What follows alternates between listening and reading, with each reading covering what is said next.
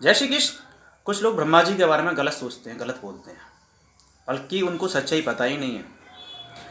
जैसे बोलते हैं ब्रह्मा जी ने मतलब सरस्वती माँ से शादी की और उनके पीछे चले गए। इसका कारण नहीं समझे आप, उन्होंने क्या था, क्या चीज़ थी। सत्य ये है, जब ब्रह्मा जी ने सरस्वती माता को प्रकट किया तो वो ज्ञान की देवी हैं। तो ब्रह्मा जी ने देखा कि वो ज्ञान की देवी, मैं इनसे ज्ञान ज्ञान प्राप्त कर सकता हूँ, तो उनके पीछे ज्ञान के लिए पड़े थे। तब देखा कि संसार के लोगों ने ये कहा है, सब लोग यही कह रहे हैं कि ब्रह्मा जी गलत आचरण से उनके पीछे जा रहे हैं, कर रहे हैं। तो फिर ब्रह्मा जी ने अपना शरीर त्याग दिया, उस शरीर को त्याग के दूसरा शरीर ग्रहण किया था। तो ये चीज थोड़ा आपको सोच समझ के बोलनी चाहिए कि हर चीज के बारे में थोड़ा उसका तत्व से जानो, क्या चीज सत्य है, सत्य क्या है, क्या चीज सच्चाई है। ब्रह्मा जी वैसे नहीं गए थे, वो ज्ञान की देवी हैं, ज्ञान के पीछे गए थे ब्रह्मा जी। तो बस यही कहूँगा, थोड़ा जो है उसके बारे में पूरी तरह सत्य जाना है, क्या चीज़ है, इसका कारण क्या है पीछे का। जैसे कपिल भगवान की बोलते हैं कि जैसे सागर जी के पुत्र 60,000 पुत्र कपिल भगवान का अपमान करने से भस्म हो गए।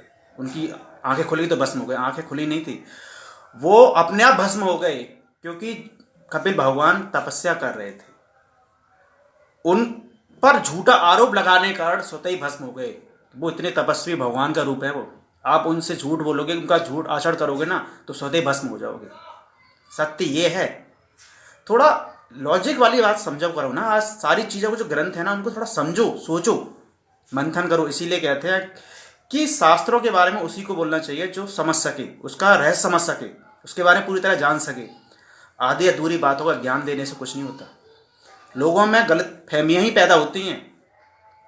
आपको तो आधा अधूरा ज्ञान है, समझते हमें ज्ञान हो गया, नहीं, आपके कारण और लोगों में अधूरा ज्ञान प्राप्त होता है, गलत फहमियां पैदा होती हैं। आजकल मतलब हमारे देश में यही चल रहा है। आधा अधूरा ज्ञान बांट देंगे तो सब लोग कहेंगे ये ऐसा ऐसा गलत, ये हमारे ब्रह्मा जी ने ऐसा किया, उन्होंने ऐसा किया। अरे पहले समझो तो सही, उसका पूरा सत्य तो जानो, क्या सत्य है क्या नहीं है, फिर बातें कहो, बोलो, समझो। मैं तो बस यही कहूँगा सब लोगों से, अगर आपसे भी सब लोगों सुन जो कोई सुन रहा है मेरी बातों को, अगर आपको थोड़ा डाउट है ना उस चीज़ पे, तो ग्रंथ लाए और पढ़ें।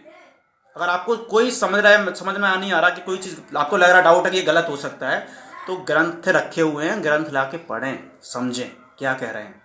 नहीं तो किसी गुरु का अच्छा का आचरण लें, उनसे समझे सुने, सब कुछ आपको प्राप्त होगा। बस गलत जो है ना वो चल रहा है ना, वो गलत फहमी अपने माइंड पर नहीं बैठाएं तो ये सही है।